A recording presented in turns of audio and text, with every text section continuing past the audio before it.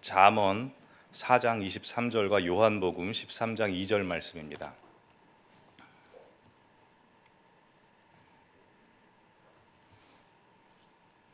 잠언 4장 23절 구약성경 915쪽입니다. 함께 봉독하도록 하겠습니다. 모든 지킬 만한 것 중에 더욱 내 마음을 지키라. 생명의 근원이 이에서 남이라. 이어서 요한복음 13장 2절 말씀 같이 하시겠습니다. 마귀가 벌써 시몬의 아들 가룟 유다의 마음에 예수를 팔려는 생각을 넣었더니. 아멘. 여러분, Demilitarized Zone, DMZ, 비무장지대들 다 잘 아실 겁니다.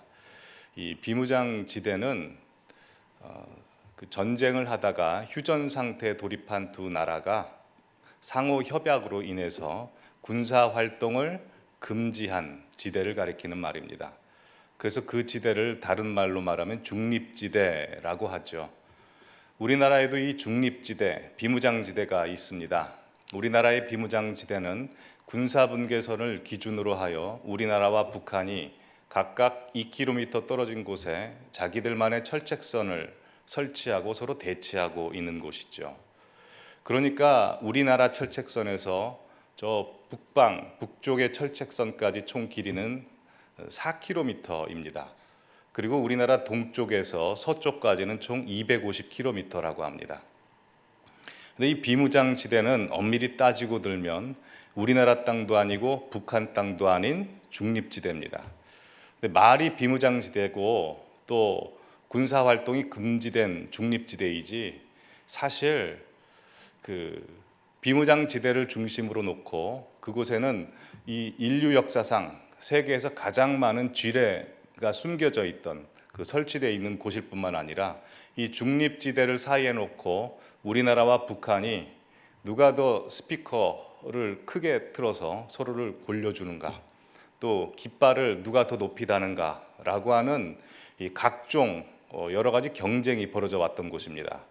뿐만 아니라 제가 군에서 들은 이야기인데요, 비공식적으로 큰 전쟁으로 확산되지 않게 하기 위해서 국민들에게는 쉬쉬하고 잘 알려주지 않은 각종 사건, 사고, 그리고 여러 가지 전투, 소소한 전투들이 벌어지고 있는 곳이라고 들었습니다. 그러게 이 비무장지대, 중립지대는 말만 비무장지대이지 사실은 굉장히 민감하고 아주 위험한 전투가 벌어지고 있는 곳이라고 할 수 있습니다. 근데 우리에게도 이런 비무장지대가 있는 것, 아니 중립지대가 있는 것 잘 아십니까? 우리에게 있는 중립지대는 비무장지대가 아니라 무장지대로서 하루에도 수십 번, 수백 번씩 아주 치열하고 살벌한 전투가 벌어지고 있는 곳입니다. 그곳을 마귀가 가져가면 마귀의 것이 되기도 하고 우리 주님께서 가져가시면 주님의 것이 되기도 합니다. 그럼 우리에게 있는 이 중립지대는 어디일까요? 예, 그렇습니다. 우리의 생각과 마음입니다. 우리의 생각과 마음은 중립지대라서 마귀가 가져가면 마귀의 것이 되기도 하고 또한 주님이 가져가시면 주님의 것이 되기도 하는 하루에도 수십 번씩 바뀌는 치열한 전투가 벌어지고 있는 전투 현장입니다. 특별히 예수 그리스도를 나라의 구주로 삼고 오늘 이 시간 이 자리에 앉아 계신 우리 성도님들께서 내 마음이 주님께 확정되고 확정됐습니다 라고 고백하시는 모든 분들에게는 매일 매 순간 이 치열한 전투가 필수적으로 생각과 마음 속에서 벌어질 수밖에 없습니다. 왜냐하면 악한 사탄 마귀가 그 사람 심령을 무엇이 점령하고 무엇이 지배하면 그 사람 인생이 완전히 달라질 수 있다는 것을 너무나 잘 알기 때문에 악한 마귀 사탄이 우리에게 관심을 두고 있는 건 오직 우리의 생각과 마음입니다. 에덴 동산에서 아담과 하와가 왜 선악과를 따먹었겠습니까? 그들의 생각과 마음을 악한 사탄 마귀가 점령해 버렸기 때문이죠. 그래서 잠언서 23장 7절 말씀 보면 대저 마음의 법이 어떠하든지 그 사람의 그 위인이 그리하다라는 말이 있습니다. 이 말은 내가 마음 먹은 대로 생각한 대로 내 인생이 펼쳐진다. 즉 내 마음과 생각이 나라는 존재를 증명해 준다라는 말입니다. 그래서 악한 마귀는 우리에게 다른 거 공격하지 않습니다. 오직 우리의 생각과 마음만 공격합니다. 왜냐하면 우리 마음과 생각이 무너지면 우리 인생이 무너지고 우리 영혼이 파괴된다는 것을 마귀가 너무나 잘 알고 있기 때문입니다. 그래서 우리는 원하지 않지만 하루에도 수백 번씩 이 마음의 전투가 벌어지고 있죠. 이 전투가 얼마나 치열하고 심각하고 얼마나 괴로운지 이 사도 바울은 이 전투에 대해서 이렇게 고백합니다. 로마서 7장 21절부터 24절인데요. 화면을 보시면서 다 함께 읽어보시겠습니다. 그러므로 내가 한 법을 깨달았노니 곧 선을 행하기 원하는 나에게 악이 함께 있는 것이로다. 내 속사람으로는 하나님의 법을 즐거워하되 내 지체 속에서 한 다른 법이 내 마음의 법과 싸워 내 지체 속에 있는 죄의 법으로 나를 사로잡는 것을 보는도다. 오라, 나는 곤고한 사람이로다. 이 사망의 몸에서 누가 나를 건져내라. 오라, 나는 곤고한 사람이로다. 이 사망의 몸에서 누가 나를 건져내라. 이게 바울의 고백뿐만 아니라 우리의 탄식이기도 하지 않습니까? 그러기에 우리 심령의 주인을 예수님으로 모시고 있는 모든 분들, 우리 성도님들의 인생에서는 어쩔 수 없이 마음과 생각의 전투가 일어날 수밖에 없습니다. 왜냐하면 우리가 예수님을 믿는다는 것이 예수님을 주인으로 모신다는 것이기에 우리 인류의 옛 주인이었던 사단 마귀가 우리 몸에서 떠나면서 우리의 생각과 마음, 몸속에 죄의 유전자를 놓고 가는 겁니다. 그래서 우리는 매일 매 순간 이 생각과 마음의 전투를 벌일 수밖에 없는 것이 우리의 현실입니다. 그래서 우리의 마음 속에서는 성령의 생각과 우리 육신 사망의 생각이 항상 전투를 벌입니다. 물론 우리가 성령의 사람으로서 성령의 생각을 택하면 우리는 성령의 열매를 맺습니다. 하지만 하나님의 사람으로서 성령의 생각을 택하지 않고 육신의 생각, 내 생각, 사람 생각을 택하면 어떻게 됩니까? 우리 정상적인 사람이 음식을 잘못 먹으면 배탈이 나듯이 독약을 먹으면 큰 병에 걸리듯이 우리 영혼이 그렇게 병에 걸리는 것입니다. 그러기에 우리 신앙인들이 간과하지 말아야 되는 것은 항상 내 생각과 마음 속에 치열한 전투가 벌어지고 있다는 것을 인식하며 살아야 됩니다. 이 전투가 벌어지고 있다는 것을 인식하지 못하며 살면 어떤 문제가 발생할까요? 생각나는 대로, 마음 가는 대로 살 수밖에 없습니다. 그래서 사도 바울은 로마서 12장 2절에서 우리에게 강력하게 이렇게 선포합니다. 너희는 이 세대를 본받지 말고, 이 세대를 본받지 말라는 말씀이 무슨 말씀일까요? 세상 사람들 살아가는 것처럼 보고 그냥 생각대로, 의식의 흐름대로, 마음 가는 대로 살지 말아라 이겁니다. 그리고 무엇을 새롭게 하라고 그럽니까? 우리 마음을 새롭게 함으로. 왜 마음을 새롭게 해야 되죠? 만물보다 가장 거짓되고 부패한 게 우리 마음이라고 그랬거든요. 그래서 우리는 마음을 하나님의 은혜로 항상 새롭게 해야 됩니다. 왜요? 변화를 받아 하나님의 선하시고 온전하시고 기뻐하신 뜻이 무엇인지 분별하기 위해서입니다. 이 말씀을 통해서 우리가 알 수 있는 것은 우리 마음 상태에 따라서 우리는 하나님의 마음을 알 수 있다는 겁니다. 성령의 생각을 가지고 있으면 우리는 하나님이 원하시는 것이 무엇인지를 알게 되고, 성령의 생각이 아니라 육신의 생각에 사로잡혀 있으면 하나님의 뜻, 하나님의 마음이 뭔지도 모를 뿐더러 잘못 오판할 수 있다는 겁니다. 그럼 하나님의 뜻을 제대로 모르고 하나님의 뜻을 오해해버리면 어떤 일이 발생할까요? 하나님께서 우리에게 주시고자 하는 공급하시는 힘, 능력, 지혜, 은혜의 통로가 막히게 됩니다. 그럼 하나님의 사람들이 하나님의 은혜를 받지 못하며 살아가면 어떻게 될까요? 세상 사람들은 안 그런데요. 하나님의 사람들은 하나님의 은혜를 받지 못하면 영적으로 세상 사람들보다 더 비참해지고 비루해지고 악랄해집니다. 제가 이걸 언제 알았냐면요. 중학교 3학년, 고등학교 1학년 때 알았습니다. 저희 모 교회에 분란이 크게 났습니다. 그래서 이제 두 파로 나눠졌거든요. 1층에서 예배드리는 분들이 있고 2층에서 예배드리는 분들이 있었습니다. 제가 중학교 3학년 때는 사춘기가 한참 심해서 교회 가는 게 너무 부끄럽고 성경책 들고 가는 게 너무 창피해서 당시에 교회 분란도 있고 해서 교회를 잠시 쉬고 있었던 시절이었습니다. 근데 저희 누님이 주일날 아침에 교회 갔다 와서 펑펑 우는 겁니다. 물어봤더니 교회에서 심하게 이제 집사님들끼리 싸움이 벌어져가지고 물리적인 충돌이 있는 겁니다. 충격을 받고 와서 우는 겁니다. 그 이야기를 듣고 제 가슴이 아파야 되는데요. 제가 당시에 이제 사춘기였기 때문에 괜시리 호기심이 생기는 겁니다. 사람이 싸움 구경 보고 싶어 하지 않습니까? 그래서 저희 집이 그 아파트 13층 베란다 보면 저희 교회가 한 30m, 40m 정도밖에 안 됩니다. 위에서 보면 볼 수 있거든요. 봤더니 경찰차 오고 뭐 메가폰 들고 난리가 났더라고요. 그래서 제 동생한테 교회를 가자, 그거 좀 구경하러 가자라고 해서 중학교 3학년 때 구경하러 갔습니다. 갔는데 이미 다 이제 물리적인 충돌은 다 끝났더라고요. 그래서 1층에 들어가 봤더니 제가 가장 좋아하고 유머러스한 장로님이 계시는데요. 그 장로님께서는 꼭 기도할 때랑 찬양 부르실 때 부흥 강사 목사님들처럼 목을 눌러서 부르시는 분인데, 그분이 앞에 나와서 찬송을 인도합니다. 무슨 찬송을 인도하냐면 마귀들과 싸울지라를 막 부르시는 겁니다. 제가 그 당시에 그 찬양을 가장 좋아했습니다. 영광 영광 할렐루야, 이 그 행진곡 풍이 너무 마음에 들어가지고. 근데 그 찬송을 부르시는데 거기에 모여 있던 분들 눈빛이랑 얼굴이 굉장히 삭막하신 겁니다. 놀랬습니다.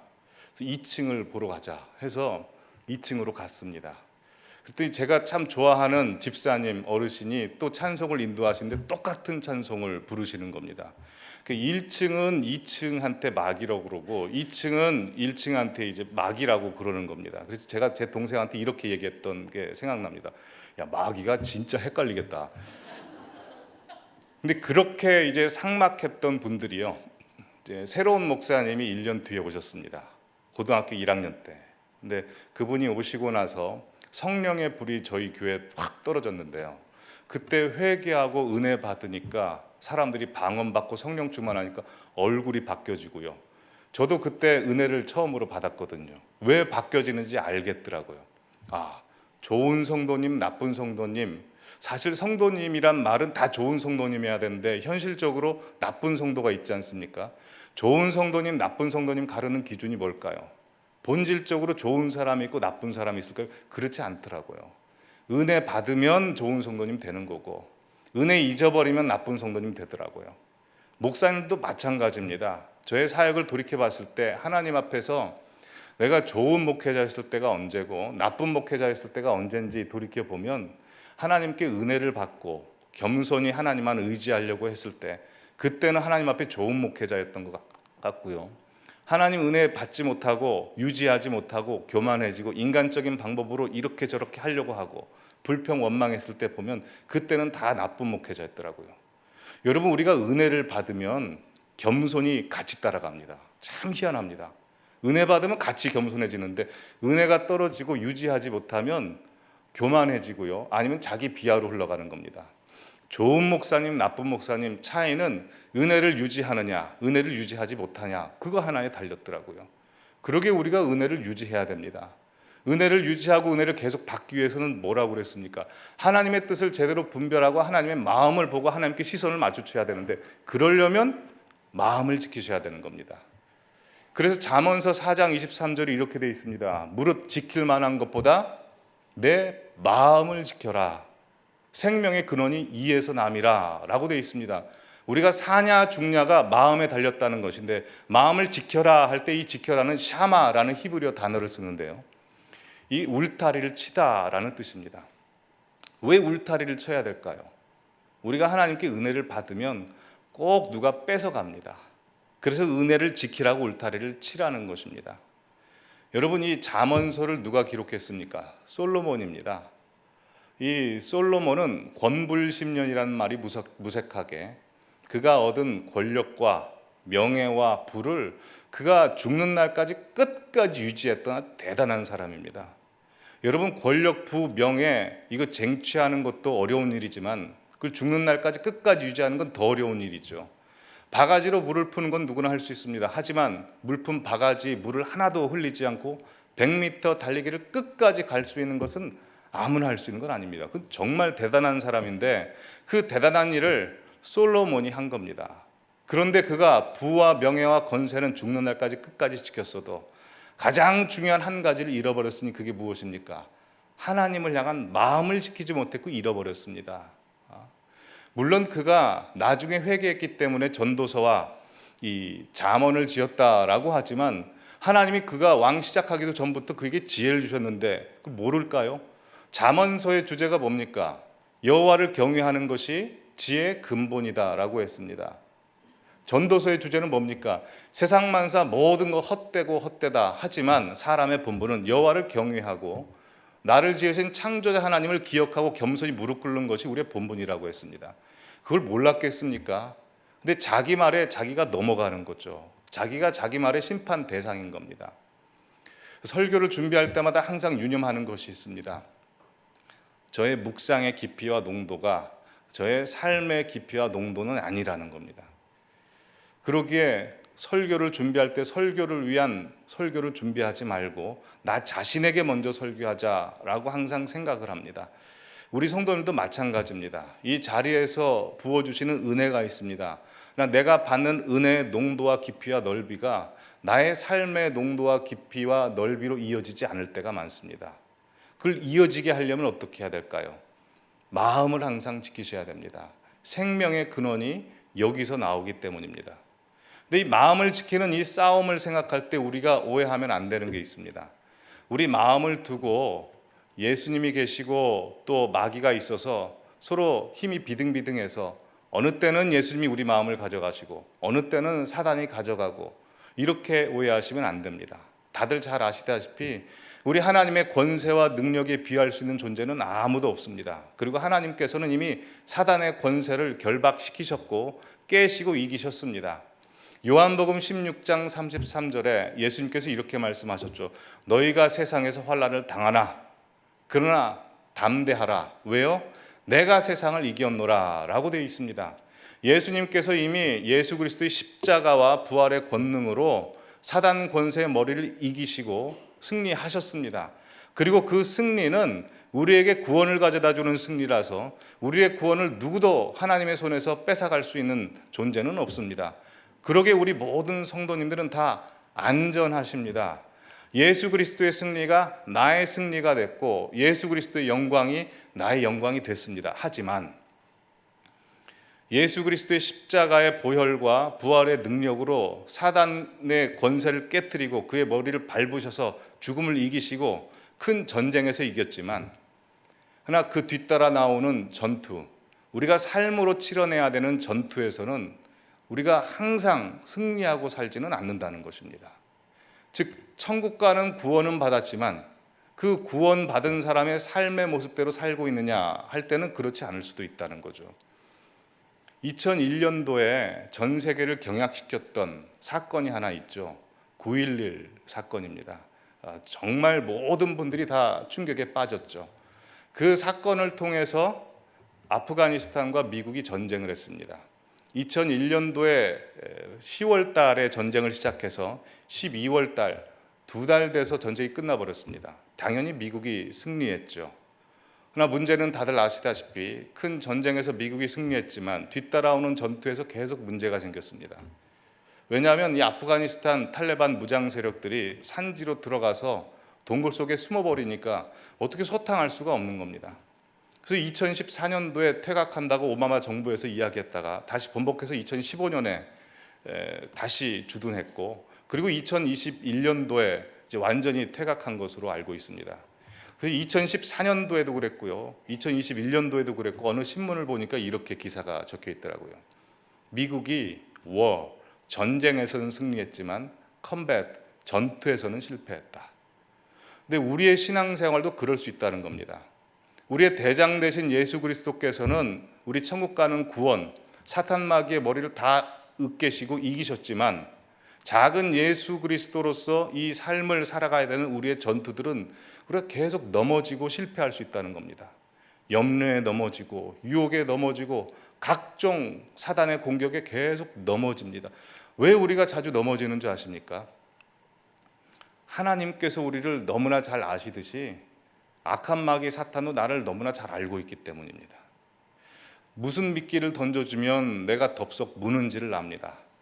어떤 말을 하면 내가 분노하고 격분하는지, 어떤 생각을 넣어주면 내가 낭만과 좌절에 빠지는지, 어느 시기에 어느 장소에서 어떤 방법으로 넘어지를 너무나 잘 알아서 마치 사냥꾼이 짐승을 잡기 위해서 짐승이 잘 돌아다니는 곳에 덫을 설치해 놓고 조준 사격을 하듯이 어부가 물고기 잘 지나다니는 곳에 물고기가 좋아하는 미끼를 던져 놓듯이 거기에 미끼를 던져 놓는 겁니다. 여러분, 우리는 죄를 아예 안 짓는 게 좋습니다. 어떤 분들은 우리가 죄를 지어서 얼마나 큰 죄인지 깨닫고 회개하고 돌아와야 죄인지 안다고 하는데요, 죄 안 짓는 게 좋더라고요. 왜냐하면 죄를 짓잖아요. 우리 생각과 마음 속에 짓는 죄는 생각과 마음 속에 죄의 길을 내버리고, 우리 육신의 몸으로 짓는 죄는 육신의 길을 내버리더라고요.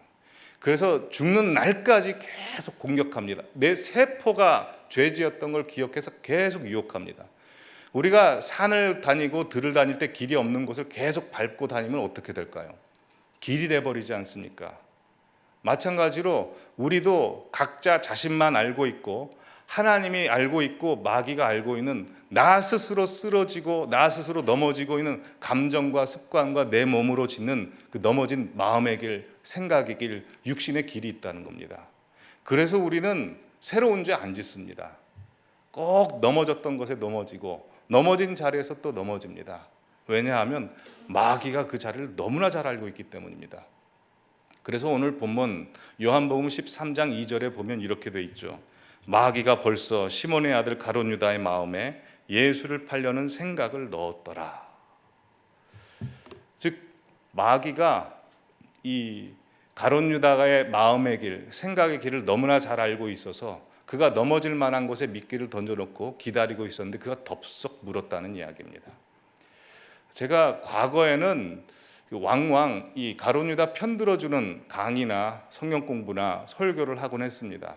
왜냐하면 성경을 새롭게 보려고 했고, 또 왠지 가룟 유다나 사울을 보면 꼭 저 같아서 편들어주는 설교를 했는데요, 본문 보시면 가룟 유다 좀 억울하지 않습니까?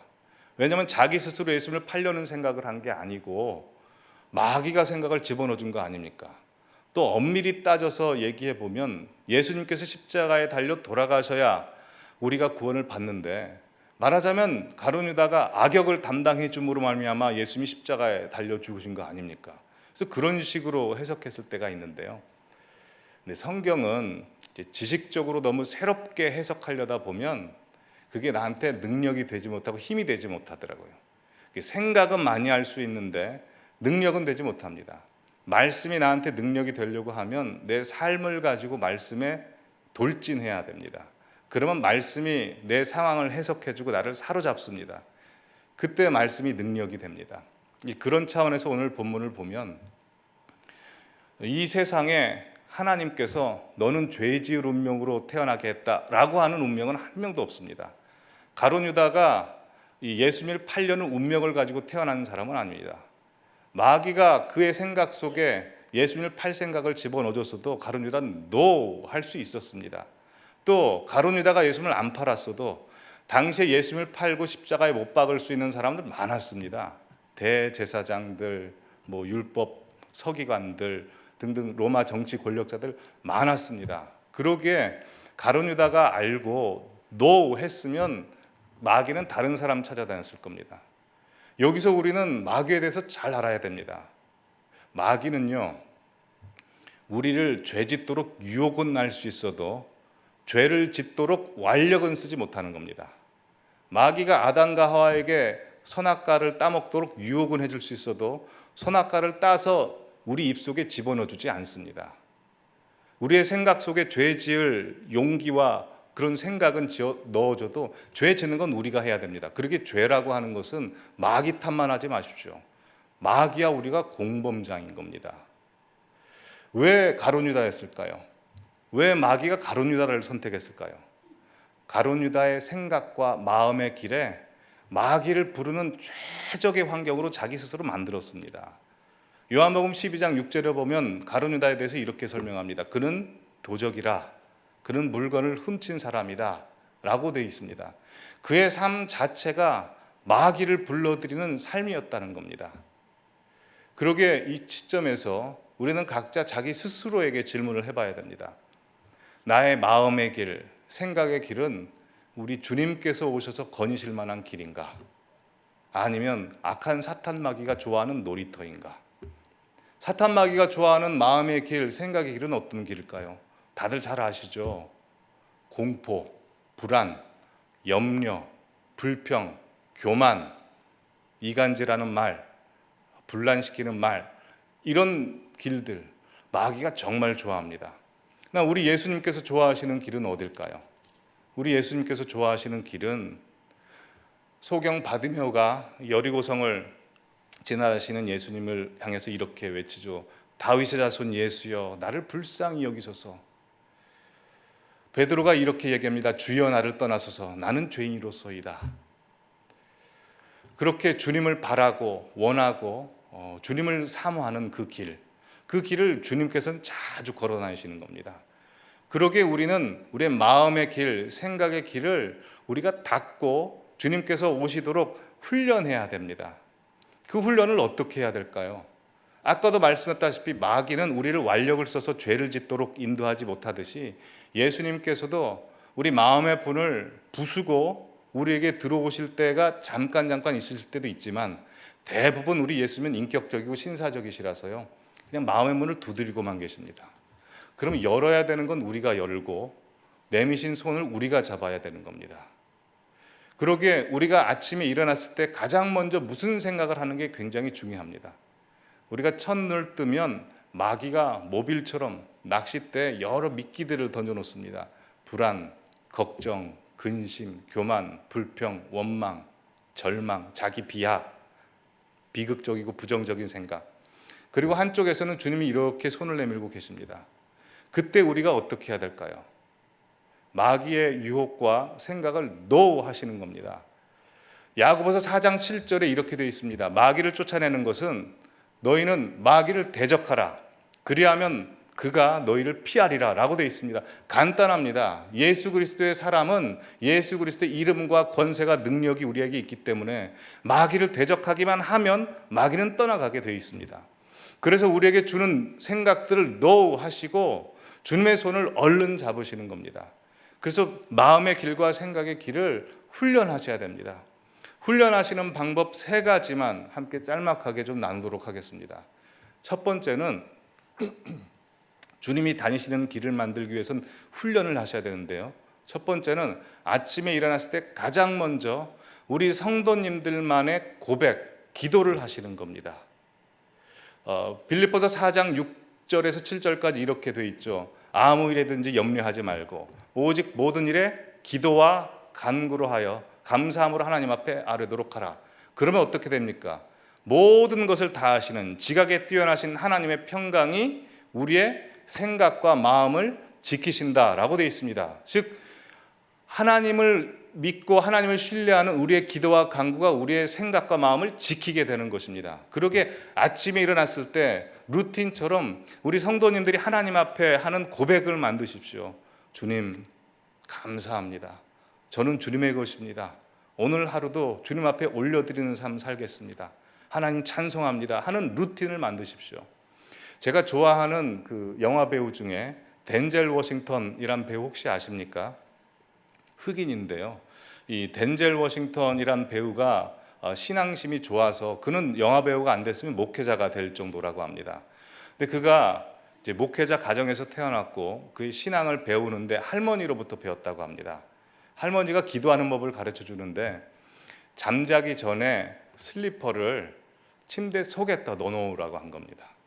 그럼 이제 아침에 첫 눈을 떠서 화장실을 가거나 밖으로 나갈 때 가장 먼저 해야 되는 건 슬리퍼를 찾는 일이죠. 슬리퍼를 찾으려면 침대 밑으로 무릎 꿇고 들어가야 됩니다. 그 무릎 꿇었을 때 기왕 무릎 꿇은 김에 하나님 앞에 기도해라 라고 알려준 겁니다. 자기의 루틴은 항상 슬리퍼를 침대 밑에 넣어놓고 무릎 꿇는 것으로부터 시작한다는 겁니다. 이렇게 우리 성도님들의 기도 습관을 가지십시오. 맨 처음에 하나님 앞에 올려드리는 기도, 잠잘 때도 기도하는 것. 다니엘이 하루 3번 기도했다고 되어 있습니다. 왜 하루 3번 기도했을까요? 그는 알고 있었습니다. 다른 것 다 놓쳐도 마음 하나 놓치면 다 잃어버린다는 것. 그래서 그는 주야로 계속 기도의 향을 하나님 앞에 올리는 것입니다. 그러기에 우리 성도님들의 습관도 항상 하나님 앞에 아침, 점심, 저녁으로 기도하시는 우리 성도님들 되시기를 바랍니다. 두 번째로 하셔야 될 것 있는데요. 그것은 말씀을 암송하시고 묵상하시고 읽으시고 쓰시는 겁니다. 말씀 암송이 아주 좋습니다.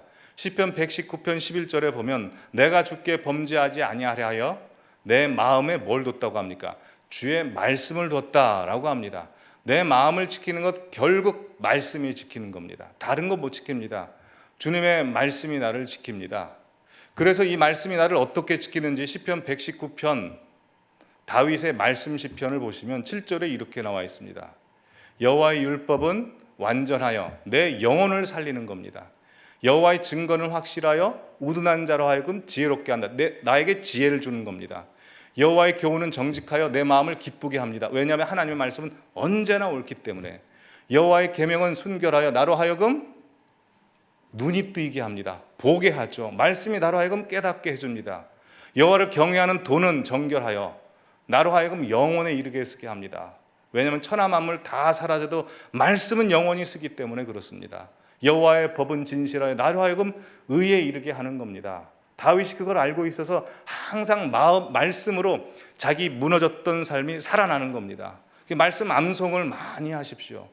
제가 저희 외할아버지 신앙을 굉장히 존경하고 가끔씩 생각할 때가 많은데요. 저희 외할아버지께서는 말씀 암송을 잘 하셨습니다. 그래서 에베소서 1장부터 6장까지를 다 외우셨고 빌립보서 1장부터 4장까지 시편 139편, 시편 119편을 다 외우셨습니다. 왜 그 어르신이 어떻게 신앙을 끝까지 지킬 수 있었을까를 생각해 보면 말씀 암송을 했고 말씀 쓰기를 하셨기 때문이 아닌가라고 생각합니다. 왜냐하면 우리가 말씀을 붙들면 말씀이 우리를 사로잡고 붙들게 되어 있습니다. 항상 말씀 암송을 하십시오. 말씀 암송을 하고 말씀을 읽으면 좋은 일이 뭐냐면요, 하나님께서 우리에게 성령을 통하여 말씀해 주고자 하는 것을 말씀을 아니까 그 말씀을 떠오르게 하시는 겁니다. 여러분, 사도 바울이 왜 성경을 쓰고 베드로가 왜 성경을 썼겠습니까? 괜히 성경 쓴 게 아닙니다. 그들이 쓴 서신서를 보면 그들은 구약 성경을 달달 외운 사람들입니다. 하나님께서 우리에게 주시고자 하는 말씀이 있을 때 성경 말씀이 있어야 제대로 주시는 겁니다. 성경 말씀을 외우고 공부하고 날마다 묵상하십시오. 내 입의 말과 마음의 묵상이 주께 연락된다고 했습니다. 세 번째로 우리 마음을 지키기 위해서는 항상 찬송을 부르십시오. 이스라엘의 찬송 중에 하나님이 거하신다고 그랬거든요. 찬송에는 하나님의 말씀이 들어있고 곡조에는 우리의 기도입니다. 그렇게 찬송을 하시면 내 상황이 역전될 때가 많습니다. 제가 아는 후배 중에 사역자인데요, 그 친구는 자꾸 자기 연민에 빠지는 성향입니다. 그래서 교회에서 무슨 문제만 있으면 자기 방에 들어와서 계속 우울증에 빠지고 절망하는 겁니다. 어느 날도 교회에서 무슨 일이 있었는지 자기 방 안에 들어가서 그렇게 누워 있었답니다. 그랬더니 자기 아들이 이제 5살짜리인데 유치부에서 항상 부르던 찬송이 있었는데 그 찬송을 방에 들어와서 그냥 무심코 부르더랍니다. 그 찬양이 뭐냐면 고단한 인생길 기쁨으로 가리, 그건데 애가 발음이 안 좋으니까 1절과 2절도 혼동해서 이렇게 부르는 겁니다. 고단한 이 새끼 기쁨으로 가라, 예수 너와 함께 하신다.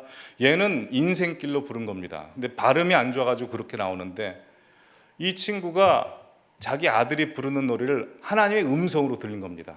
하도 자기 스스로 연민에 빠지고 절망에 빠지니까 하나님 나한테 정신 차리라고 이 고단한 이 XX야 기쁨으로 서라, 내가 함께한다 라고 책망하는 말로 들어서 그가 그렇게 회복되었다는 간증을 저한테 해준 적이 있습니다.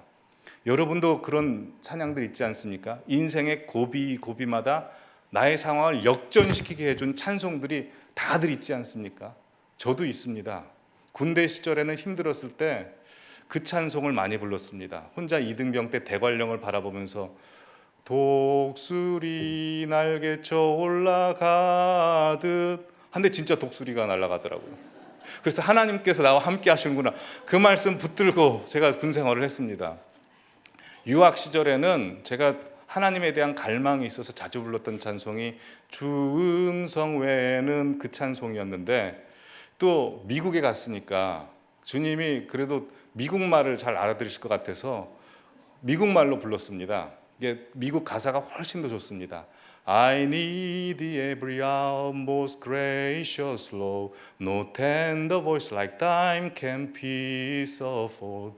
I need thee, oh I need thee, every hour I need thee, oh bless me now my Savior, I come to thee. 이게 아주 가사가 쉬워서 제가 유일하게 부를 수 있는 영어 가사인데요. I need every hour. 매일 매 순간 저는 주님이 필요합니다 라는 아주 갈급한 가사가 저의 마음의 유학 시절을 극복할 수 있게 해줬습니다.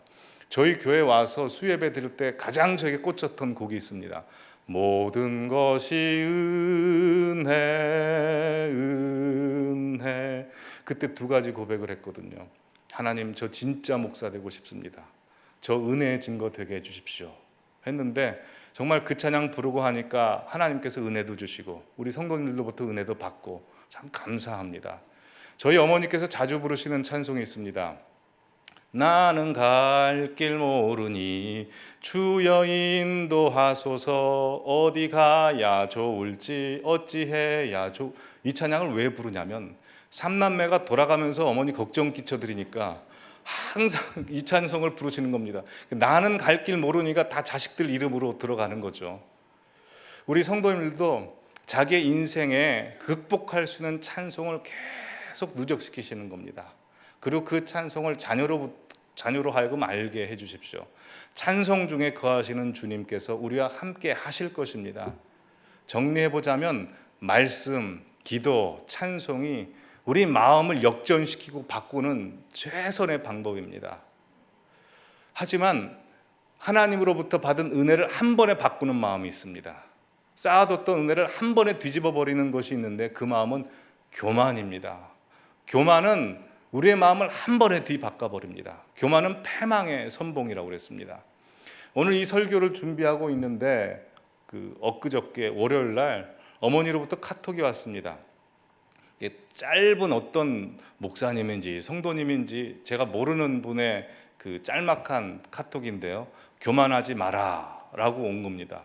그래서 혹시 내가 교만한 거 아닌가. 왜냐하면 교만이라는 거는 자기 자신만 모르지 남들은 다 알거든요. 이렇게 서 있는 포즈, 눈빛, 말하는 것만 봐도 다른 사람은 아는데 자기 자신은 모릅니다. 그래서 한번 점검해 봤습니다. 제가 교만한지 안 교만한지 점검해 보는 방법은, 자꾸 걸리적거리는 일들이 많을 때, 불평 불만이 생길 때, 자꾸 뭐 지적하고 싶을 때, 원망이 생길 때, 다른 사람이 이야기했는데 잘 안 들려질 때, 그럴 때 제가 교만하거든요. 아마 여러분들도 그러실 겁니다. 은혜가 찾아오면 겸손한데 은혜가 사라지면 불평이 찾아오거든요. 그래서 어머니께 연락을 드려봤습니다. 왜 이 문자를 보내셨어요? 라고 했더니 예전부터 보내고 싶었던 문자인데 제 동생과 저한테 같이 보내셨다는 겁니다. 여러분, 저희 어머니께서 저에게 항상 세 가지, 저는 잔소리라고 하고 우리 어머니는 훈계라고 하는데 하시는 말씀이 있습니다. 첫 번째로 기도 많이 해라. 두 번째로 잔머리 쓰지 마라. 이건 말씀대로 행하라. 세 번째가 이제 교만하지 마라 라고 하는 건데, 교만하지 마라 하시면서 꼭 하시는 말씀이 목회자는 교만하면 하나님이 치신다, 이 말씀인 겁니다. 그래서 하도 그 얘기를 하셔서 하루는 너무나 심통이 났습니다. 그래서 제가 어머니한테 이렇게 말씀드렸습니다. 어머니, 왜 목회자만 교만하지 말아야 됩니까? 권사님은 교만해도 되는 겁니까? 왜 하나님이 목사가 교만하면 목사 치고 권사님은 봐줍니까? 그랬더니 어머니께서 하시는 말씀이, 야, 그래도 목회자가 교만하면 성도들이 피해를 입지 않니? 제가 그날은 지고 싶지 않았습니다. 그래서 생각도 안 하고 어떤 말이 튀어나왔냐면, 어머니, 부모가 교만하면 자식이 고생해요. 어머니부터 겸손하세요. 그랬더니 어머니께서 저한테 이렇게 하시더라고요. 야, 그래, 맞다. 네 말이 맞은데 너는 꼭 네가 드려야 될 소리 네가 하더라. 그렇게 말씀하셨습니다. 여러분, 교만한 마음은 모든 걸 다 역전시켜 버립니다. 하나님 주신 은혜, 복, 잘 가고 있는 것도 한 번에 뒤집어 버립니다. 하지만 그 모든 나의 상태를 역전시킬 수 있는 것도 말씀과 기도와 찬송입니다. 항상 그 마음의 싸움이 있습니다.